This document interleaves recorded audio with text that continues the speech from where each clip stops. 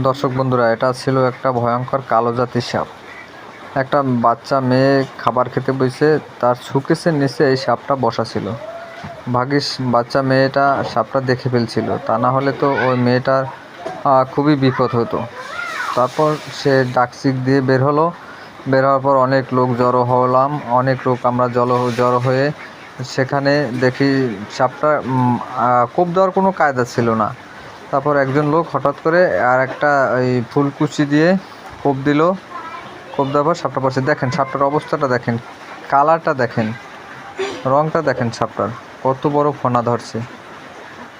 খুবই ভয়ঙ্কর এবং সাউন্ডটা ছিল ফস ফস ফস, এভাবে সাউন্ড করছিল। অনেক লোক জড়ো হয়েছিল, কিন্তু আমি সম্পূর্ণ ভিডিওটা তুলতে পারিনি, এজন্য দুঃখিত।